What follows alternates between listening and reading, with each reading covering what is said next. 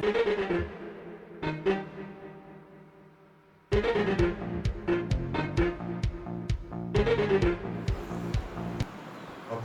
So దేవుడు మనకు అనుగ్రహించిన ఈ గుడ్ ఫ్రైడే ఈ పర్వదినాన మనం దేవుని యొక్క వాక్యం చూద్దాం. సో మనకి జనరల్గా గుడ్ ఫ్రైడే అంటే మనందరికీ తెలుసు, మనం ఎందుకు సెలబ్రేట్ చేసుకుంటాము ఏంటో.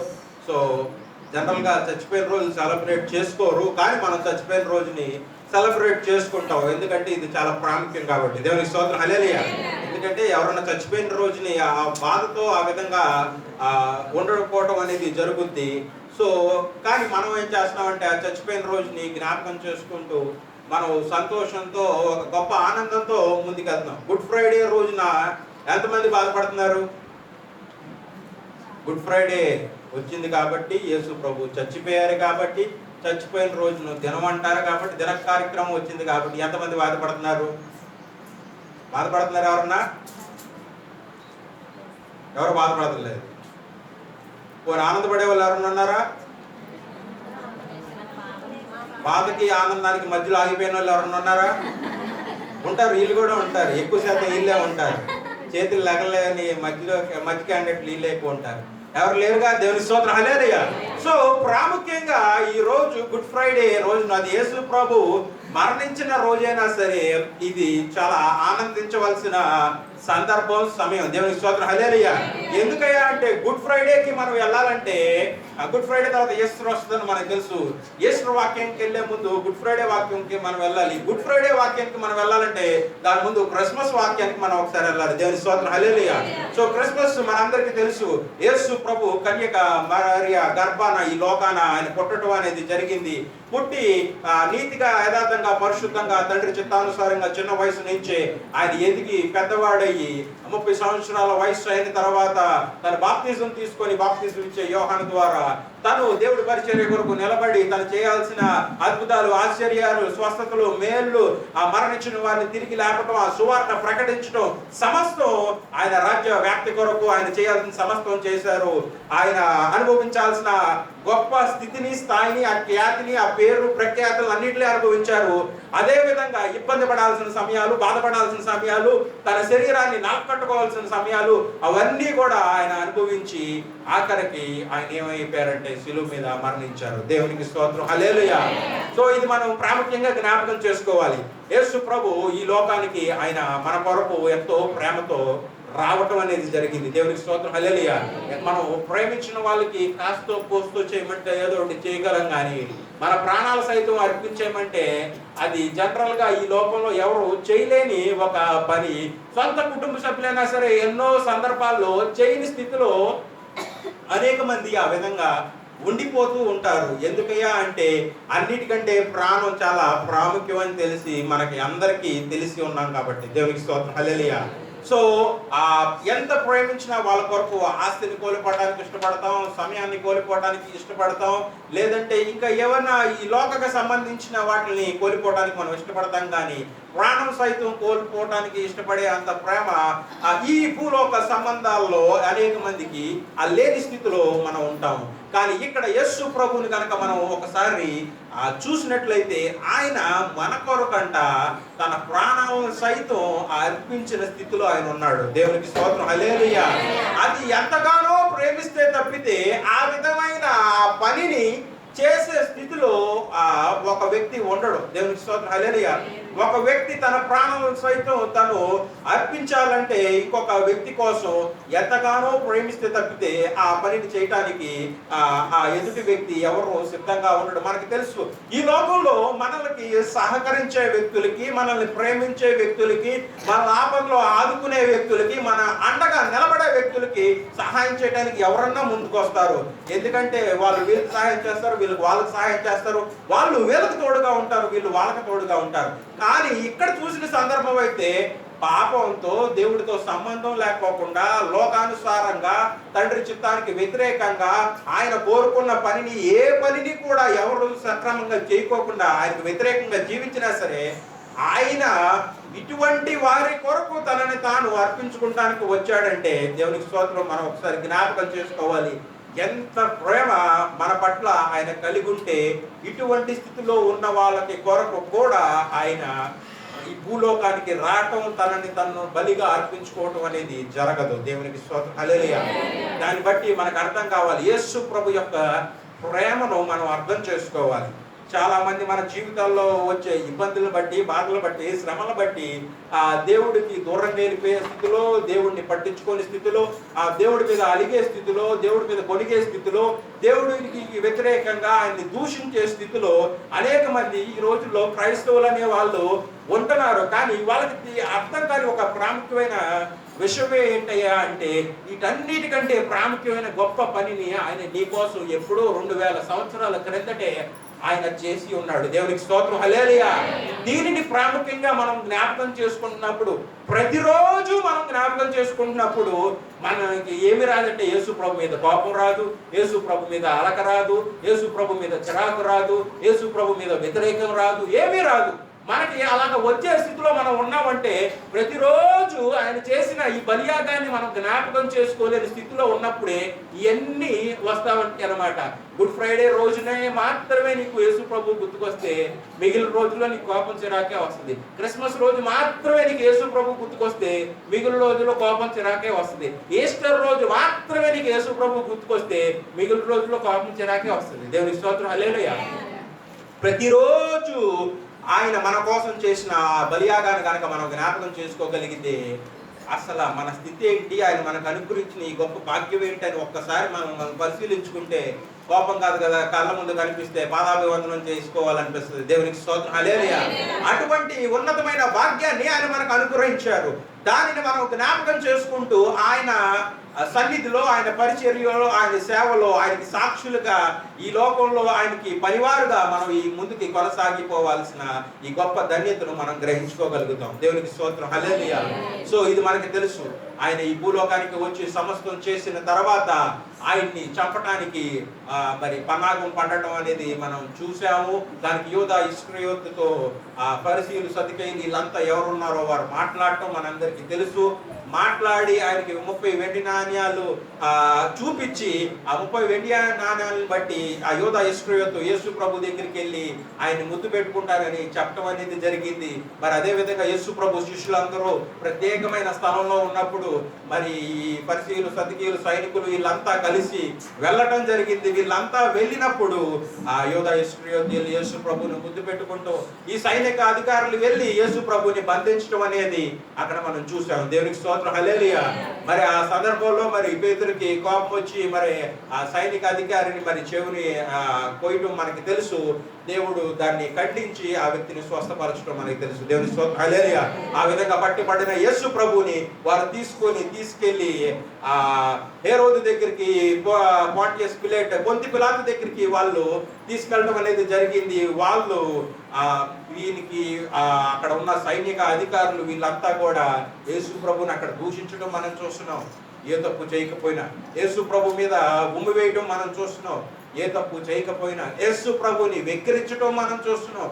ఏ తప్పు చేయకపోయినా యేసు ప్రభు వస్త్రాలను చించివేయడం మనం చూస్తున్నాం. ఏ తప్పు చేయకపోయినా యేసు ప్రభుకి ఆ విధంగా కొరడా దెబ్బల చేత కొట్టడం మనం చూస్తున్నాం. ఏ తప్పు చేయకపోయినా ఆయన శరీరం చేల్చబడటం మనం చూస్తున్నాం. ఏ తప్పు చేయకపోయినా ఆయన సిలువను ఆయన భుజం మీద వేసి ఆ గోల్గొతా కొండ మీద వరకు మోసుకెళ్ళటం మనం చూస్తున్నాం. ఏ తప్పు చేయకపోయినా. దేవుని స్తోత్రం, హల్లెలూయా.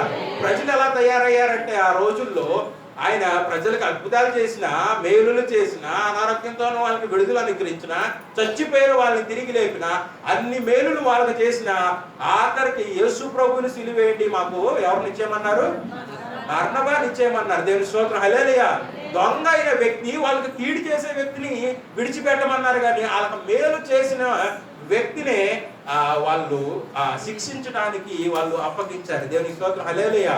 సో అదే విధంగా మనం ఈ లోకంలో ఒక సామెత తింటాం కదా, తల్లి పాలు తాగి రొమ్ము గుద్దే విధంగా నువ్వు నీ ప్రవర్తన ఉన్నది అనేది మనం చెప్తా ఉంటాం. అంటే అంత హీనమైన స్థితి, మేలు చేసిన వారికే తిరిగి కీడు చేసే స్థితిలో ఉన్న వారిని మనం ఆ విధంగా సంబోధిస్తూ ఉంటాం. ఇక్కడ కూడా అదే జరిగింది. ఆ జనాంగం కోసం వచ్చిన దేవుడికి, ఆ జనాంగానికి మేలు చేసిన దేవుడికి, ఆ జనాంగంలో అద్భుతాలు చేసిన దేవుడికి, ఆ జనాంగంలో స్వస్థతలు చేసిన దేవుడికి, ఆ జనాంగంలో మరణించిన వారిని తిరిగి లేపిన దేవుడికి వాళ్ళకి ఏ మాత్రం కూడా కృతజ్ఞత లేకోకుండా వాళ్ళు తిరిగి మేలు చేయకపోగా దాన్ని అనుభవించి ఆనందించి విడిచిపెడితే పర్లేదు, తిరిగి కీడు చేయడానికి వాళ్ళు ప్రయత్నించారు. దానివల్ల యేసు ప్రభు అప్పగించబడటం అనేది జరిగింది. అప్పగించబడి ఆ శిలువలు మోసుకుంటూ ఆయన కొండ మీదకు వెళ్ళి చేతుల్లో మేకులు కొట్టబడి, కాళ్ళలో మేకులు కొట్టబడి, ఆ శిలువ మీద యాలాడుతూ తల్లకి ముళ్ళ కిరీటం పెట్టబడి, ఆ రక్తం కారుతూ జీవించాడో మరణించాడో చూడటానికి ఆ బల్లెం తీసుకొని డొక్కల్లో పొడిచి ఆ విధంగా ఆయన్ని ఎన్ని విధాలుగా హింసించాలో అన్ని విధాలుగా ఆయన్ని హింసించి శిలువ మీద తను రక్తం కార్చి ఆఖరికి ఆయన మరణించడం అనేది జరిగింది. My God why have you forsaken me, నా దేవా నన్ను ఎలా విడనాడితివి. దేవుని స్తోత్రం, హల్లెలూయా అని తన ప్రాణాలను సైతం తండ్రి చిత్తాన్ని నెరవేర్చడం కోసం మానవ రూపంలో ఉన్న దేవుడు తన ప్రాణాన్ని విడిచిపెట్టి ఈ లోకంలో నుంచి తన ప్రాణం తన ఆత్మ వేరుపరచబడి, దేవుని స్తోత్రం, హల్లెలూయా, ఈ విధంగా శిలువ మీద మరణించాడు. తను చేసిన అద్భుతమైన పని ఏంటంటే తన పరిశుద్ధమైన ఆ రక్తాన్ని తను కార్చడమే. దేవుని స్తోత్రం, హల్లెలూయా. ఆ పరిశుద్ధమైన రక్తం వల్లే మనకి ఈ రోజు గొప్ప విడుదల, గొప్ప మేలు. అక్కడ చచ్చిపోయి ఉన్న యేసు ప్రభు శరీరం వల్ల మనకి ఏం ఉపయోగం లేదు. ఆ రక్తం అంతా పక్కన పెట్టేసి ఆ చచ్చిపోయిన శిలువ మీద ఉన్న యేసు ప్రభు శరీరం వల్ల మనకి ఉపయోగం లేదు. యేసు ప్రభుని తీసుకెళ్లి ఆ పెట్టిన ఆ సమాధి వల్ల మనకు ఉపయోగం లేదు.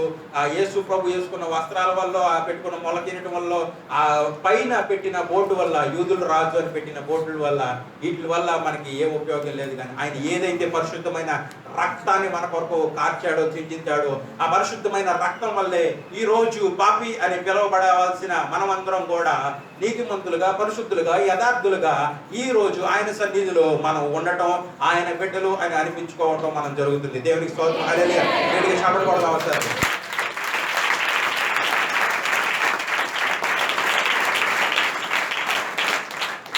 సో రక్తానికి అంత ప్రాముఖ్యత, ప్రత్యేకత ఉండటం అనేది జరిగింది. దేవునికి స్తోత్రం, హల్లెలూయా. రక్తానికి అంత ప్రాముఖ్యత ఉన్నది, ప్రత్యేకత ఉన్నది. ఆయన తన రక్తాన్ని, స్వరక్తాన్ని చిందించి మన కొరకు, మన పాపాల నుంచి మనల్ని విముక్తులుగా చేశాడు. దేవునికి స్తోత్రం, హల్లెలూయా. ఈ రోజు మనం ఆ రక్తంలో, ఆ బ్లడ్ అన్న మాటలో ఉన్న ప్రత్యేకతను మనం చూద్దాం.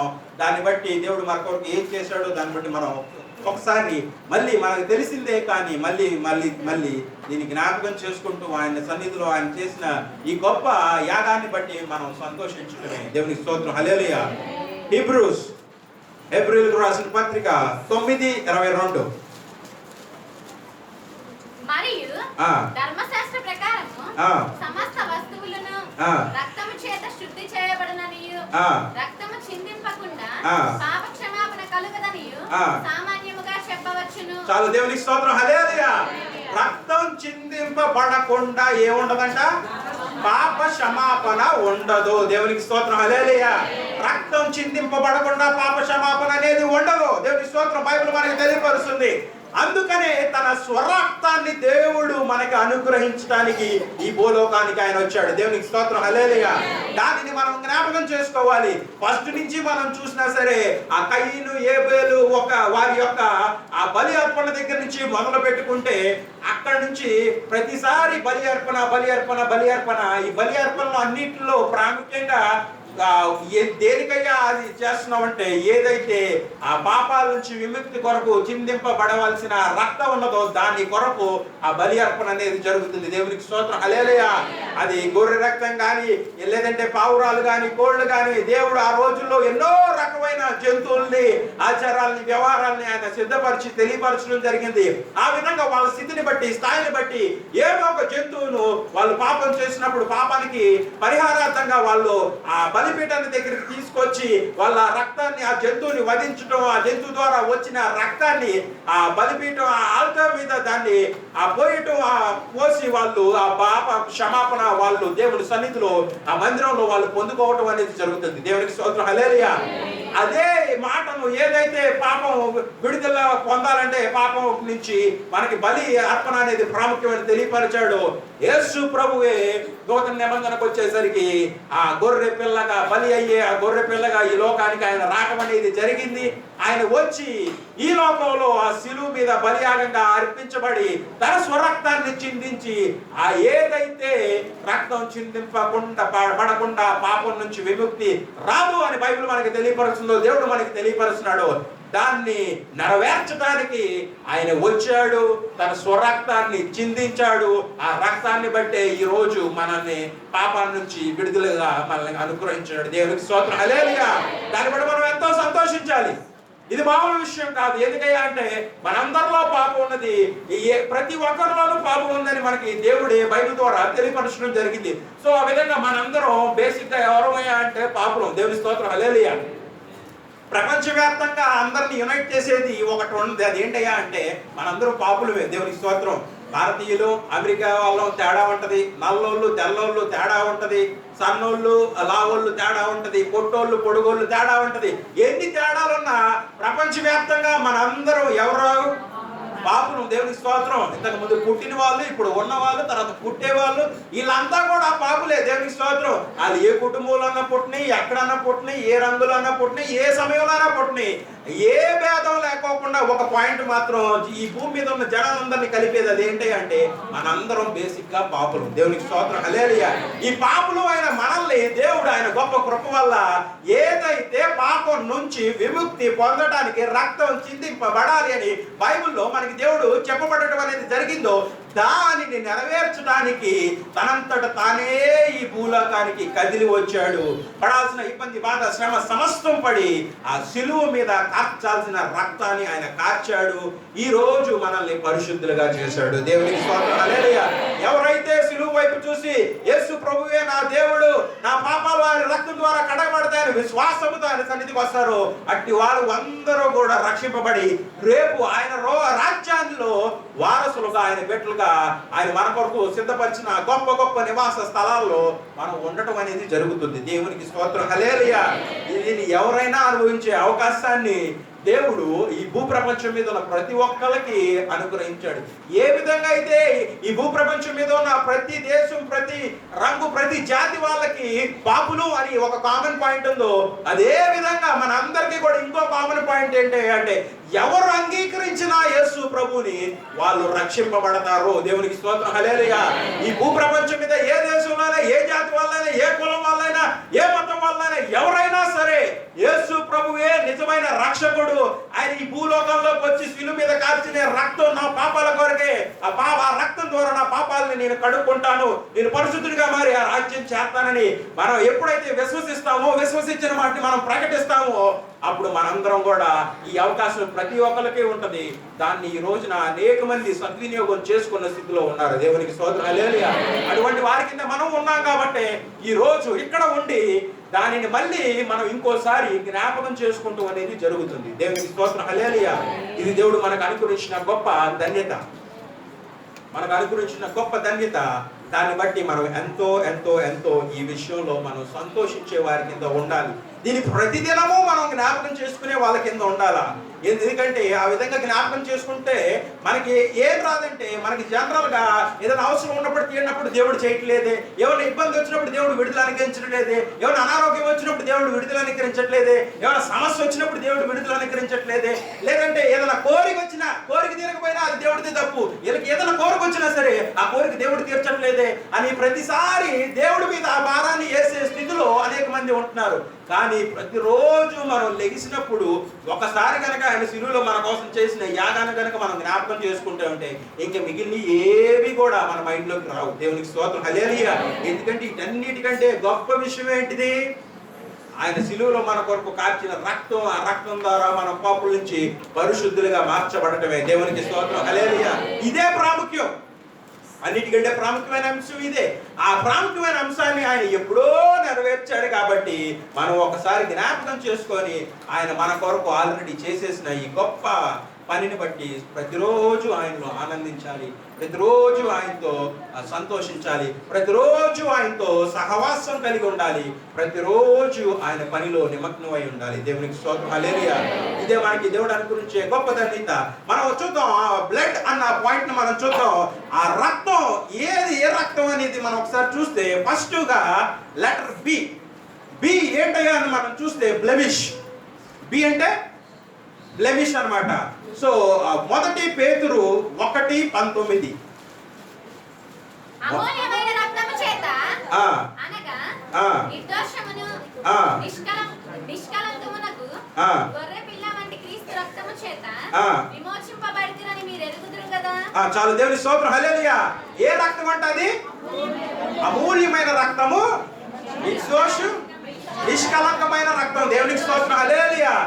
అమూల్యమైన రక్తము. ఇందాక పాటలో కూడా పాడారు. అమూల్యమైన రక్తము, అది అమూల్యమైన రక్తము. అదే విధంగా ఇంకేం రక్తం? అది నిష్కళంకమైన రక్తం. దేవునికి స్తోత్రం. హల్లెలూయా. ఆ రక్తం, ఏ రక్తం పడితే ఆ రక్తం చిందించడానికి అక్కడ అవకాశం లేదు. అది నిష్కళంకమైన రక్తమై ఉండాలి. దేవునికి స్తోత్రం. హల్లెలూయా. అది నిష్కళంకమైన రక్తం కాకోకుండా ఏదో ఒక రక్తం అయితే దానివల్ల మనకు ఉపయోగం లేదు. దేవునికి స్తోత్రం. హల్లెలూయా. అందుకనే పాత నిబంధన గ్రంథంలో అన్ని సార్లు అన్ని జంతువుల రక్తం చిందింపబడినా కూడా దానివల్ల ఉపయోగం లేదు ఈ రోజు మనం రక్షింపబడటానికి. దేవునికి స్తోత్రం. హల్లెలూయా. అదే విధంగా యేసు ప్రభువు కూడా ఈ రోజు ఆయన రక్తం నిష్కళంకమైన రక్తం కింద లేకపోతే అది దానివల్ల మనకు ఉపయోగం లేదు, రక్తం చిందించినా సరే.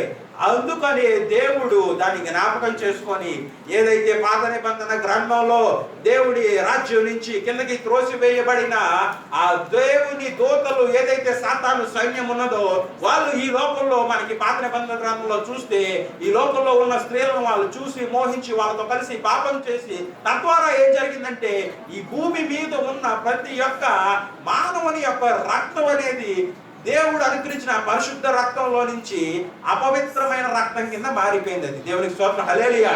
ఆ అపవిత్రమైన రక్తం కింద మారిపోయిన రక్తం నుంచి యేసు ప్రభు రావటానికి వీలు లేదు. ఒకవేళ అదే రక్తాన్ని బట్టి అదే బ్లడ్ లైన్ లో గనక దేవుడు జన్మిస్తే ఆయన పరిశుద్ధమైన దేవుడి కింద అవడు. ఆయన పరిశుద్ధమైన దేవుడి కింద అవడు.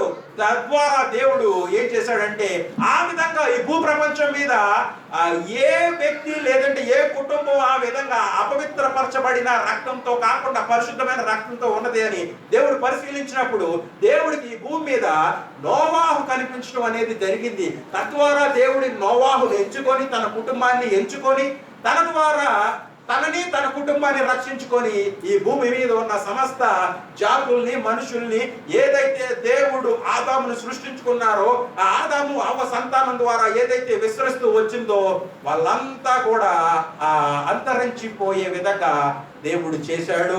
కేవలం పరిశుద్ధమైన రక్తం కలిగిన నోవాహు కుటుంబాన్ని దేవుడు రక్షించుకున్నాడు. మళ్ళీ తిరిగి ఆ పరిశుద్ధమైన రక్తం నుంచి దేవుడు ఆ నోవాహు కుటుంబం నుంచి మళ్ళీ ఇన్ని జాతుల్ని, ఇన్ని రంగుల్ని, ఇన్ని ప్రజల్ని, ఇన్ని దేశాలని, ఇన్ని జనాంగాన్ని దేవుడు విస్తరింపజేసి తాను మరియను ఎన్నుకొని ఆ మరియ ద్వారా ఈ లోకంలోకి పరిశుద్ధమైన రక్తంతో బయటకు వచ్చాడు. దేవునికి స్తోత్రం. హల్లెలూయా. ఆ విధంగా ఇది నిష్కళంకమైన రక్తం కింద ఉండాలి.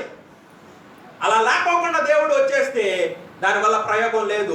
అందుకనే దేవుడు ఇంత పనిని చేయటానికి అక్కడ జరిగింది. తద్వారా ఈ భూమి మీదకి మళ్ళీ ఆ కలంకితమైన రక్తం నుంచి నిష్కలంకితమైన రక్తాన్ని దేవుడు వేరుపరిచి భూమి మీద నోవాహు కుటుంబం ద్వారా ఆయన మరియను ఎన్నుకొని ఆ కన్యక గర్భాన ఆయన జన్మించి ఈ లోకంలోకి పరిశుద్ధమైన వ్యక్తి కింద, మరి ఏ వ్యక్తి కింద?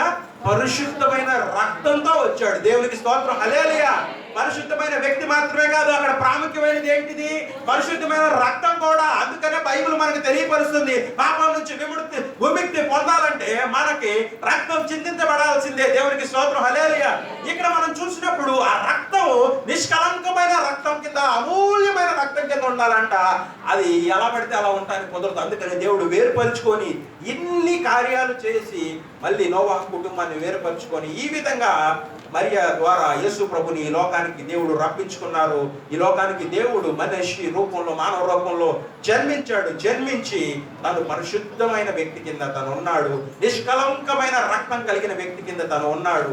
తను ఉండి ఈ లోకంలో తను బలియాగంగా అప్పుడు శిలువ మీద అర్పించినప్పుడు అది ఏ రక్తం? నిష్కలంకమైన రక్తం. దేవునికి స్తోత్రం, హల్లెలూయా. నిష్కలంకమైన రక్తం, పరిశుద్ధమైన రక్తం, అమూల్యమైన రక్తం. అప్పుడు దేవునికి స్తోత్రం, హల్లెలూయా. అటువంటి నిష్కలంకమైన రక్తాన్ని, పరిశుద్ధ రక్తాన్ని ఆయన చిందించాడు కాబట్టి దానివల్ల మన పాపాలు కడగబడ్డాయి. దేవునికి స్తోత్రం, హల్లెలూయా. ఏదో ఒక రక్తం అంటే ఎవరినో ఒకరు శిలువ మీద ఎలాడ తీసేసి బలి కింద అర్పించేస్తే అయిపోయేది. కానీ అది నిష్కలంకమైన పరిశుద్ధమైన యేసు ప్రభు యొక్క రక్తం అవ్వాల్సి ఉన్నది కాబట్టి ఆయనే ఆ మరణ శిలువ యాగాన్ని అనుభవించాడు. దేవునికి స్తోత్రం, హల్లెలూయా. అందుకనే ఆ బ్లడ్ ఎటువంటి బ్లడ్ ఉండాలంటే బ్లెమిష్, నిష్కలంకమైన రక్తం కింద ఆ రక్తం అనేది ఉండాలి. దేవునికి స్తోత్రం, హల్లెలూయా. అదే విధంగా ఎల్ అంటే లైఫ్. ఎల్ అంటే ఏంటిది? లైఫ్. లేవి కాండము 17:14, లెవిటికస్ 17:14. దాని రక్తము దాని ప్రాణమునకు ఆధారము కాబట్టి మీరు ఏ దేహ రక్తమును తినకూడదు. వాటి రక్తము సర్వ దేహములకు ప్రాణాధారము. దానిని తిను ప్రతివాడు మరణశిక్ష నందునని నేను ఇశ్రాయేలీయులకు ఆజ్ఞాపించుదుని. చాలు, దేవునికి స్తోత్రం, హల్లెలూయా. రక్తంలో ఏముందంట? రక్తంలో ఏముంది? ప్రాణం ఉంది. ఉందా? రక్తంలో ప్రాణం ఉందా? కళ్ళు పోతే ప్రాణం పోతుందా? ముక్కు పోతే ప్రాణం పోతుందా? చెవు పోతే ప్రాణం పోతుందా? చేతుకున్న వేళ్ళు పోతే ప్రాణం పోతుందా? పోవట్లేదు. కిడ్నీ పోతే, ఒక కిడ్నీ పోతే ప్రాణం పోతుందా? లేదు. ఒక కాలు పోతే ప్రాణం పోతుందా? లేదు. కానీ ఏం పోతే ప్రాణం పోతుంది? రక్తం పోతే. శరీరం అంతా పై నుంచి కింద వరకు నీట్గా అలానే ఉన్నా సరే మనిషిలో ఏముండదు? ప్రాణం ఉండదు. దేవునికి స్తోత్రం, హల్లెలూయా. బెలూనంతా బాగున్నా చిన్న బొక్క పెడితే అందులోంచి గాలంతా బయటకు వెళ్ళిపోయినప్పుడు చూసినప్పుడు బెలూన్ బాగానే ఉంటది. ఊదడానికి ప్రయత్నం చేస్తే అప్పుడు ఏం తెలుస్తుంది మనకి? ఉఫ్ఫు ఉఫ్ఫు ఉఫ్ఫు అని ఎంత ఊదినా సరే అందులోంచి తుస్సు తుస్సు తుస్సు అని గాలి బయటికి పోతనే ఉంటది. దేవునికి స్తోత్రం, హల్లెలూయా. అదే విధంగా మనిషి అంతా శారీరకంగా దృఢంగా దిట్టంగా ఉన్నా సరే అందులో రక్తం పోతే ఏముండదు? లెగుబాబు లెగమ్మ అని ఎంత బాగా నువ్వు చెప్పినా ఏం చేయడు? లెగరు, పలకరు, ఊ అనరు, కై అనరు, కుయ్యరు. ఎందుకు? ఉండాల్సిన ప్రాణం లేదు కాబట్టి. అక్కడ ప్రాణాన్ని కాపాడే ఎందులో అయితే ప్రాణం ఉండదో రక్తం వాళ్ళలో లేదు కాబట్టి దేవునికి స్తోత్రం, హల్లెలూయా. రక్తంలోనే మనకి జీవం ఉంటది. యేసు ప్రభు ఏదైతే రక్తాన్ని ఆ శిలువ మీద మనకి చిందించారో ఆ రక్తం ద్వారా దేవుడు మనకి జీవాన్ని అనుగ్రహించాడు. దేవునికి స్తోత్రం, హల్లెలూయా. ఆ రక్తంలో ఏదైతే జీవం ఉన్నదో ఆ జీవం ఆయన అనుభవించడానికి కాదు, కానీ జనరల్ గా మన రక్తంలో ఉన్న జీవం మనం అనుభవిస్తాం. మన రక్తం పోతే మనకి జీవం పోద్ది. కానీ యేసు ప్రభు శిలువ మీద కార్చిన ఆ రక్తాన్ని బట్టి తనకి రక్తం పోయింది, ప్రాణం పోయింది, కానీ ఆ రక్తం ద్వారా మనందరికీ జీవాన్ని అనుగ్రహించాడు. దేవునికి స్తోత్రం, హల్లెలూయా. ఒక్క వ్యక్తి రక్తం ఇంత మందికి లైఫ్ ఇస్తుంది, ఎంత మందికి జీవాన్ని ఇచ్చి. అటు ఎటువంటి జీవం అంటే ఈ భూమి మీద బతికే జీవం కాదు. ఈ భూమి మీద బతికే జీవం అయితే నీకు ప్రాణం పోయినా పాస్టర్ గారు ప్రార్థన చేసినా నువ్వు లెగుతావు, డాక్టర్ గారు గట్టిగా ప్రయత్నం చేసినా నువ్వు లెగుతావు. దేవునికి స్తోత్రం, హల్లెలూయా. నిత్య జీవానికి సంబంధించిన జీవం నీకు అనుగ్రహించాలంటే డాక్టర్ ఇవ్వలేరు, పాస్టర్ ఇవ్వలేడు. దేవునికి స్తోత్రం, హల్లెలూయా. పాస్టర్ ఇస్తాడా? డాక్టర్ ఇస్తాడా? ఎవరు ఇవ్వలేరు. దేవునికి స్తోత్రం, హల్లెలూయా. పాస్టర్ గారు గొప్పోళ్ళు అని చెప్పి ఆయన నీకు నిత్య జీవాన్ని అనుగ్రహించలేరు. నీకు మంచి వాక్యాన్ని ఇస్తారు, నీకు మంచి బోధన ఇస్తారు, నీకు మంచి క్రమశిక్షణలో జీవించే జీవితానికి నడవడికి ఏ విధంగా ఉండాలో సమస్తం చెప్తారు. కానీ నీకు నాకు మనందరికీ కూడా నిత్య జీవాన్ని అనుగ్రహించగలిగిన శక్తి కేవలం యేసు ప్రభు చిందించిన ఆ పరిశుద్ధమైన రక్తంలోనే ఉన్నది. దేవునికి స్తోత్రం, హల్లెలూయా. రక్తంలో జీవం ఉన్నదని ఎంత ప్రాముఖ్యమో యేసు ప్రభు శిలువ మీద మన కొరకు కాల్చిన ఆ రక్తాన్ని బట్టి మనము ఈ రోజు నిత్య జీవాన్ని మనం అనుభవించే వాళ్ళ కింద మనం ఉంటున్నాం. దేవుని స్తోత్రం. దేవుడి రాజ్య వారసులుగా మనం పిలువబడుతున్నాం. దేవుడి రాజ్యానికి మనం వారసులైనా, దేవుడికి మనం బిడ్డలైనా, దేవుడికి మనం స్నేహితులైనా, దేవుడికి మనం కుటుంబ సభ్యులైనా ఏవైనా సరే ఆ రోజు ఆయన చిందించిన రక్తాన్ని మనం ఒప్పుకున్నాం, యాక్సెప్ట్ చేసాం, దాన్ని అంగీకరించాం. తద్వారా మన పాపాలు కడగబడినాయి. ఆ రక్తంలో ఉన్న జీవం మనకి నిత్య జీవాన్ని ఇస్తుంది. దేవునికి స్తోత్రం, హల్లెలూయా. ఈ విషయాలు మనం ప్రాముఖ్యంగా జ్ఞాపకం చేసుకునే వాళ్ళ కింద మనం ఉండాలి. బ్లడ్ లో బి అంటే బ్లెమిష్, ఎటువంటి నిష్కలంకము లేకోకుండా రక్తం ఉండాలి. ఎల్ అంటే ఆ రక్తంలో ఏముండాలి? లైఫ్ ఉండాలి. దేవునికి స్తోత్రం, హల్లెలూయా. ఇంకా రక్తం ద్వారా ఏం చేశాడో మనం చూద్దాం. అందులోనే లైఫ్ లోనే యోహాను 6:53 నుంచి 56 వరకు. కావున యేసు ఇట్లనెను, మీరు మనిషి కుమారుని శరీరము తిని ఆయన రక్తము త్రాగితేనే కాని మీలో మీరు జీవము గలవారు కారు. నా శరీరము తిని నా రక్తము త్రాగువాడే నిత్య జీవము గలవాడు. అంచె దినమున నేను వానిని లేపుదును. నా శరీరము నిజమైన ఆహారమును, నా రక్తము నిజమైన పానమునై ఉన్నది. నా శరీరము తిని నా రక్తము త్రాగువాడు నా యందును, నేను వాని యందును నిలిచియుందును. చాలు, దేవునికి స్తోత్రం, హల్లెలూయా. గట్టిగా హల్లెలూయా, మళ్ళీ హల్లెలూయా, హల్లెలూయా. ఓకే, ఇక్కడ మనం ఏం చూస్తున్నామంటే లైఫ్ లో యోహాను సువార్తలో మనం చూస్తున్నాం. అక్కడ ఏమని రాయబడి ఉందంటే, నా రక్తము తాగాలి, నా శరీరము తినాలి. దేవునికి స్తోత్రం, హల్లెలూయా. ఇందాక మనం చూసిన వాక్యం ప్రకారం, పాత నిబంధన ప్రకారం రక్తంలో జీవం ఉంది కాబట్టి మీరు దాన్ని ముట్టద్దు అని చెప్పిన దేవుడు నూతన నిబంధనకు వచ్చేసరికి నా శరీరాన్ని మీరు తినాలి, నా రక్తాన్ని మీరు తాగాలని చెప్తున్నాడు. దేవునికి స్తోత్రం, హల్లెలూయా. ఇందులో పరమార్థం మనకు అర్థం కాకపోతే మనుషులు పీక్కు తినమంటున్నాడు ఏంటని చెప్పి వాదించే వాళ్ళు కూడా ఉంటారు. దేవునికి స్తోత్రం, హల్లెలూయా. కానీ ఇక్కడ దేవుడు చెప్పేది మనకున్న ఈ శరీరానికి ఉన్న ఆ శరీరం, మన శరీరంలో ఉన్న ఆ రక్తాన్ని గురించి కాదు. కానీ దేవుడు ఏదైతే జీవాధారముగా మనకు అనుగ్రహించిన రొట్టె ద్రాక్ష రసం ఏదైతే ఉన్నదో దాన్ని మనం తిని తాగి ఆయన మన కొరకు చేసిన బలియాగాన్ని జ్ఞాపకం చేసుకునే వాళ్ళ కింద మనం నిరంతరం ఉండాలి. దేవునికి స్తోత్రం, హల్లెలూయా.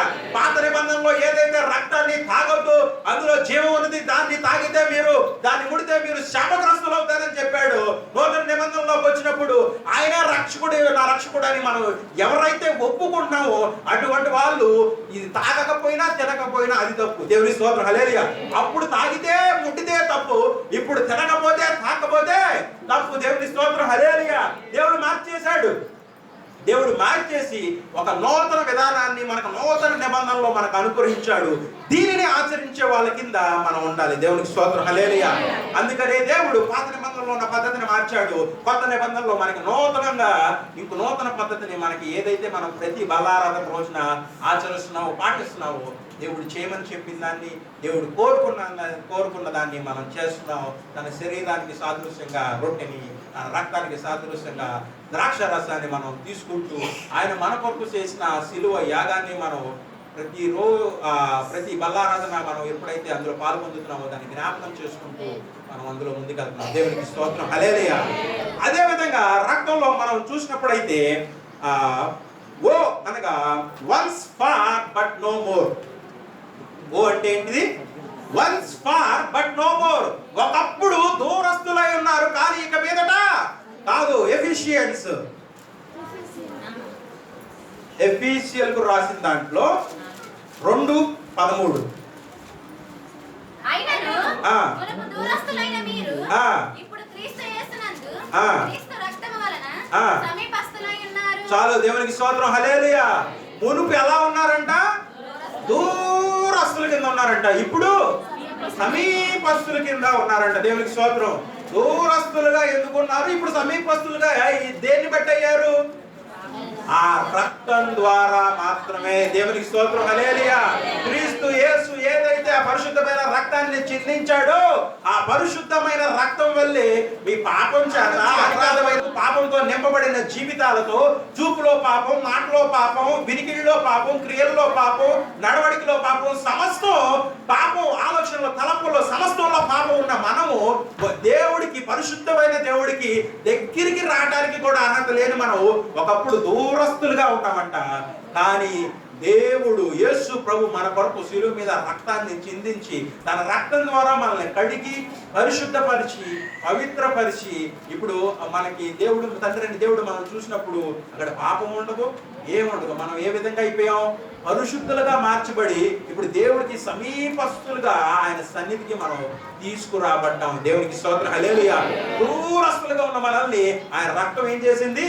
సమీపస్తులుగా తీసుకొచ్చేసింది. దేవునికి స్తోత్రం. హల్లెలూయా. ఇది మనం జ్ఞాపకం చేసుకోవాలి. ఇది చాలా చాలా చాలా ప్రాముఖ్యం. దూరస్తులుగా ఉన్న మనము సమీపస్తులుగా తీసుకురావడానికి గల శక్తి ఆ రక్తానికి ఉన్నది. దేవునికి స్తోత్రం. హల్లెలూయా. ఏ విధంగా అయితే మన చుట్టాలు ఏ వైజాగ్లోనో హైదరాబాద్లోనో లేదంటే గుంటూరులోనో ఎక్కడో ఉన్నప్పుడు మనం ఏ విధంగా అయితే ఇక్కడ నుంచి వాళ్ళకి సమీపంగా మనల్ని ఏది తీసుకెళ్ళుద్ది? ఆ రైలో, బస్సో, బండో, కారో ఏదో ఒకటి మనల్ని, లేదంటే వీళ్ళైతే విమానమో ఏదో ఒకటి వాళ్ళని మనల్ని సమీపంగా తీసుకెళ్ళుద్ది. దేవునికి స్తోత్రం. హల్లెలూయా. సో ఈ విధంగా ఈ ప్రయాణంలో మన బంధువులైన వారికి, మిత్రులైన వారికి ఏ విధంగా ఈ వాహనాలు వాళ్ళకి సమీపంగా తీసుకెళ్తున్నాయో, ఇక్కడ ప్రాముఖ్యంగా పాపం చేత దూరంగా ఉన్న మనము ఆ రక్తం ఏం చేసిందంటే యేసు ప్రభు దగ్గరికి మనల్ని సమీపస్తులుగా తీసుకొచ్చేసింది. దేవుని స్తోత్రం. హల్లెలూయా. ఇంతకు ముందు దేవుడు ఒక భక్తుడి కింద, మనిషి కింద, పాపం కింద దూరంగా ఉన్న మనల్ని ఇప్పుడు కొడుకులుగా, కూతురులుగా, బిడ్డలుగా మనం ఆయన ఏమైపోయాం? ఆయన సమీపస్తులం అయిపోయాం. దేవునికి స్తోత్రం. హల్లెలూయా. ఏ విధంగా అయితే పెళ్లి కాకముందు అబ్బాయి ఫ్యామిలీ, అమ్మాయి ఫ్యామిలీ దూరస్తుల కింద ఉంటారు. పెళ్లికి ముందు ఎలా ఉంటారు? అబ్బాయి ఫ్యామిలీ, అమ్మాయి ఫ్యామిలీ వాళ్ళకి ఒకరికొకరికి పెద్దగా పరిచయం లేదు, ఊరికి తెలుసుకున్నప్పుడు వాళ్ళు దూరస్తులుగానే ఉంటారు. కానీ ఒకసారి పెళ్లి కుదిరిన తర్వాత, మాట్లాడుకున్న తర్వాత, ఎంగేజ్మెంట్ జరిగిన తర్వాత, పప్పు భోజనాలు జరిగిన తర్వాత, పెళ్లి జరిగిన తర్వాత, వాళ్ళు బంధువులు అయిన తర్వాత, వరసలు కలుపుకున్న తర్వాత, వీళ్ళిద్దరు ఒకటైన తర్వాత ఏమైపోద్ది? దూరస్తులుగా ఉన్న వాళ్ళంతా సమీపస్తులుగా మారిపోతారు. దేవునికి స్తోత్రం. హల్లెలూయా. ఒకప్పుడు దూరస్తులే, కానీ ఇప్పుడు ఏమైపోయారు? సమీపమైన బంధువుల కింద మారిపోయారు. ఒకప్పుడు వాళ్ళు ఎవరో తెలియదు, వాళ్ళు ఏంటో తెలియదు, వాళ్ళు ఇల్లు ఎక్కడో తెలియదు, వాళ్ళు ఏం చేస్తారో తెలియదు, వాళ్ళ స్థితి ఏంటి, స్థాయి ఏంటి, వాళ్ళు ఎటువంటి వాళ్ళు ఏమీ తెలియదు. కానీ ఈ వివాహ బంధం చేత వాళ్ళు సమీపస్తులుగా అయిపోయి దగ్గర బంధువులుగా అయిపోయారు. దేవుని స్తోత్రం. హల్లెలూయా. అదే విధంగా రక్తం చేత ఎక్కడో పాపులు అని దేవుడికి దూరంగా ఉన్న మనము ఆ రక్తం చేత దగ్గరికి తీసుకొచ్చేసి ఆయన బిడ్డలుగా అయిపోయాం, పరిశుద్ధులుగా అయిపోయాం. దేవునికి స్తోత్రం. హల్లెలూయా. దీనిని మనం జ్ఞాపకం చేసుకోవాలి. దేవుని స్తోత్రం. హల్లెలూయా. ఆ రక్తం అనేది ఫస్ట్ బ్లెమిష్, ఆ నిష్కలంకమైన రక్తం కింద ఉండాలి. సెకండ్, రక్తంలో లైఫ్. ఆ రక్తంలో ఉన్న లైఫ్ ను బట్టి, దేవుడు చిందించిన ఆ పరిశుద్ధమైన రక్తాన్ని బట్టి మనకి జీవం, నిత్య జీవాన్ని దేవుడు అనుగ్రహించాడు. ఓ అనగా once far but no more. ఒకప్పుడు మనకు ఆయన దూరస్తులమై ఉన్నాం, ఇక మీదట కాదు. ఆ రక్తం మనల్ని ఏం చేసింది? సమీపస్తులుగా చేసేసింది. దేవునికి స్తోత్రం. హల్లెలూయా. మరోసారి ఓ అంటే వన్ అండ్ ఓన్లీ సన్. ఏంటిది? ఓ అంటే వన్ అండ్ ఓన్లీ సన్ అన్నమాట. యోహాను 3:16. దేవుడు లోకమును ఎంతో ప్రేమించెను, కాగా తన అద్వితీయ కుమారునిగా పుట్టిన వాని యందు విశ్వాసముంచు ప్రతివాడును నశింపక నిత్య జీవం పొందునట్లు ఆయనను అనుగ్రహించెను. చాలు. దేవునికి స్తోత్రం. హల్లెలూయా. సో దేవుడు లోకాన్ని ప్రేమించి ఏం చేశాడు? తన అద్వితీయ కుమారుణ్ణి ఈ లోకానికి మనకి రక్షకుడుగా అనుగ్రహించాడు. దేవునికి స్తోత్రం. హల్లెలూయా. ఆ అనుగ్రహించబడిన కుమారుడు ఈ లోకానికి యేసు ప్రభు కింద వచ్చాడు. నీతిమంతుడుగా కన్యక గర్భాన పుట్టాడు. పుట్టి పరిశుద్ధుడిగా పెరిగాడు. పెరిగి తను చేయవలసిన సమస్తం తను చేశాడు. చేసి తను బాధ్యతను తన నెరవేర్చవలసింది ఏదైతే ఉన్నదో ఆయన స్థానంలో నిలబడ్డాడు. కుమారుడి స్థానంలో యేసు ప్రభు నిలబడ్డాడు. నిలబడి నెరవేర్చాల్సిన సమస్త బాధ్యతను తను ఈ లోకంలో నెరవేర్చి ఇప్పుడు సిలువ మీద ఆయన మరణించాడు. దేవునికి స్తోత్రం. హల్లెలూయా. వన్ అండ్ ఓన్లీ సన్ ఎవరైతే ఉన్నారో దేవుడు ఆన్లైన్ ఇచ్చాడంట. 2-3 కొడుకులు, డజన్ మంది, లేదంటే 10 మంది, ఇంతమంది ఉంటే ఒకరిని సేవకు పంపించడానికే ఈ రోజుల్లో అనేక మంది ఏడు చేస్తూ, గగ్గోలు పెడుతూ, బైబిల్ కాలేజీకి వెళ్ళినా ఆడ పెట్టి పక్కన ఇంకో పెట్టి పట్టుకొని వెనకాల పరిగెత్తుకుంటూ వెళ్ళిపోయే స్థితిలో అనేక మంది ఉంటే దేవుడి కంటే ఎంతమంది ఉన్నారు? ఒక్కడే అంట. దేవుని స్తోత్రం. హల్లెలూయా. ఆ ఒక్కడైనా కొడుకుని చచ్చిపోవడానికి, మళ్ళీ బాగుపడటానికి కాదండి. బైబిల్ కాలేజీ పంపిస్తే బాగుపడతాడు పోనీ. దేవుని స్తోత్రం. హల్లెలూయా. కానీ ఇక్కడ బాగుపడటానికి కాదు, చచ్చిపోవడానికి పంపిస్తానికి సిద్ధపడ్డాడంట. దేవునికి స్తోత్రం. హల్లెలూయా. ఎంతగా ప్రేమిస్తే చావటానికి ఈ లోకంలోకి పంపించడం, ఎంతగా ప్రేమిస్తే ఇబ్బందులు పడటానికి ఈ లోకానికి పంపించడం, ఎంతగా ప్రేమిస్తే ఆ బాధలు పడటానికి ఈ లోకానికి పంపించడం. ఎవరు ఇష్టపడతారండి? ఎవరైనా ఇష్టపడతారా? ఎవరు ఇష్టపడరు. ఇతర దేశాల్లో పరిస్థితులు బాగోలేదంటేనే చదువుకొని బాగుపడటానికి వెళ్ళే వ్యక్తులే చాలా మంది తల్లిదండ్రులు దడిసి పంపించడం మానేస్తున్నారు. కొంతమంది దడిసి ఆ పెళ్ళిళ్ళకి పిల్లలు ఇవ్వడం మానేస్తున్నారు. ఎందుకంటే అక్కడ పరిస్థితులు బాగోలేదు. కానీ అక్కడికి వెళ్తే మంచి జీవితం ఉన్న అక్కడ పరిస్థితులను బట్టి ఏవైతో అన్న భయంతోనే, అవి తన కన్ఫర్మేషన్ కూడా ఏమీ లేదు, అయితే అవ్వచ్చు లేదంటే లేదు, అటువంటి స్థితిలోనే వాళ్ళు మానేస్తున్నారు. కానీ ఇక్కడ ఖచ్చితంగా శ్రమలు వస్తాయని తెలుసు, ఖచ్చితంగా ఇబ్బందులు వస్తాయని తెలుసు, ఖచ్చితంగా ఇతరుల చేత దూషించబడాలని తెలుసు, ఖచ్చితంగా అవమానించబడాలని తెలుసు, ఖచ్చితంగా శరీరం చేల్చబడుతుందని తెలుసు, ఖచ్చితంగా చేతుల్లోకి కాళ్ళలోకి మేకులు పట్టబడతాయని తెలుసు, ఖచ్చితంగా తలకి ముళ్ళ కిరీటం పెట్టబడుతుందని తెలుసు, ఖచ్చితంగా డొక్కల్లో బల్లెంతో పొడవబడుతుందని తెలుసు, ఖచ్చితంగా మరణించాల్సిందే అని తెలుసు. ఇన్ని తెలిసినా కూడా ఏం చేశాడు? పంపించాడు. దేవుని స్తోత్రం, హల్లెలూయా. పంపించిన తండ్రి గొప్పోడు, వచ్చిన కొడుకైన యేసుక్రీస్తు ఇంకా గొప్పోడు. దేవునికి స్తోత్రం, హల్లెలూయా. వాళ్ళకున్న ప్రేమను బట్టే, మన దేవుడైన యేసుక్రీస్తుకి మనకున్న ప్రేమను బట్టే ఈ రోజు మనందరం సంతోషిస్తున్నాం. దేవునికి స్తోత్రం, హల్లెలూయా. మనకి జనరల్ గా చూడండి, స్వాతంత్ర దినం వచ్చినప్పుడు ఇంతకు ముందు, ఇప్పుడు మీకు ఏం తెలియట్లేదు, ఇష్టం వచ్చినట్టు తిరుగుతున్నారు. అప్పుడు గాంధీ గారు, నెహ్రూ గారు, లేదంటే ఇటువంటి గొప్ప గొప్ప వాళ్ళంతా ఎంతో ప్రయాసపడి ఎంతో కష్టపడితే మీకు స్వాతంత్రం వచ్చింది.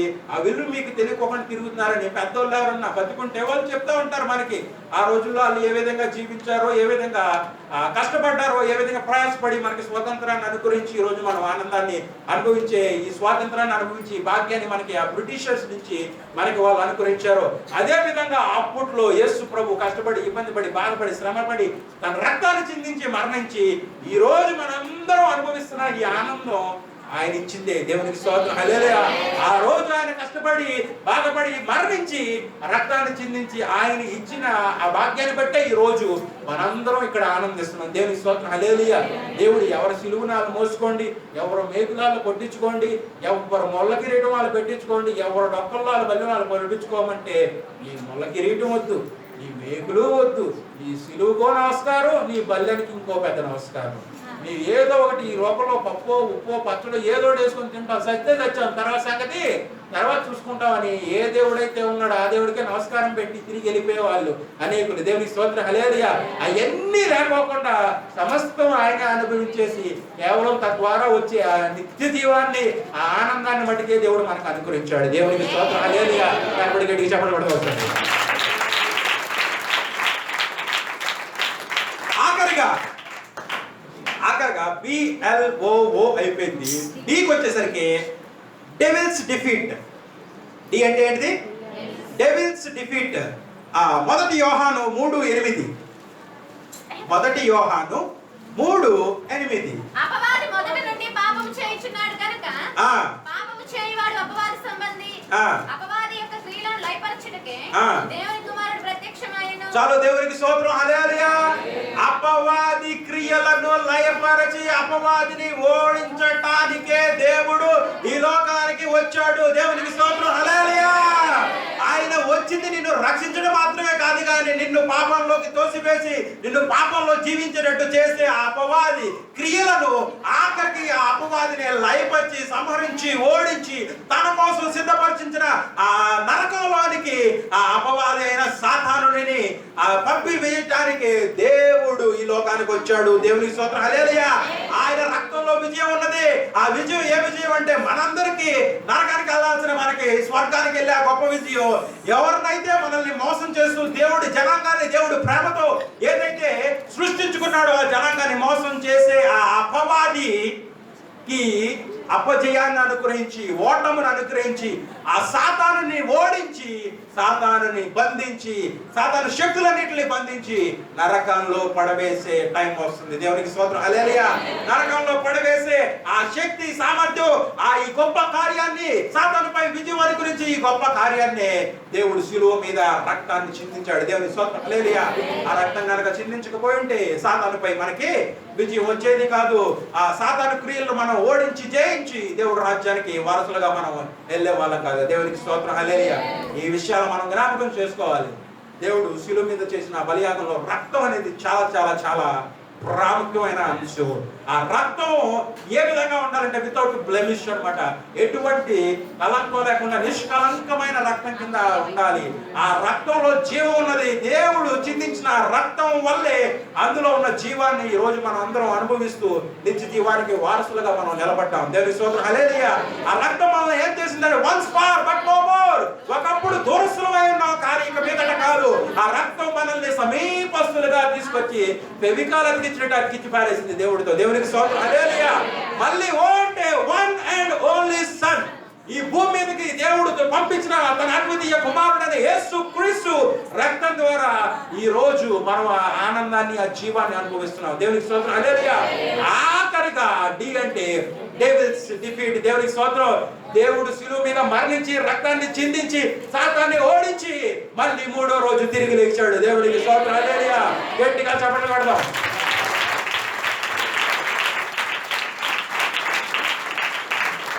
సో ఇవన్నీ దేవుడు మన కొరకు చేశాడు, ప్రేమతో చేశాడు.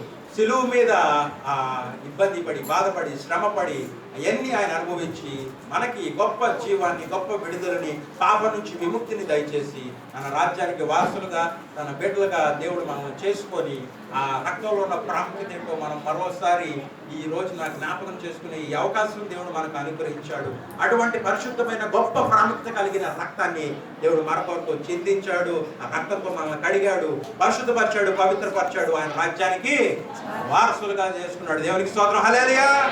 హల్లెలూయా. అందరూ గట్టిగా హల్లెలూయా. గట్టిగా హల్లెలూయా. హల్లెలూయా. దేవుడి స్తోత్రం. దేవుడు మిమ్మల్ని దీవించును గాక.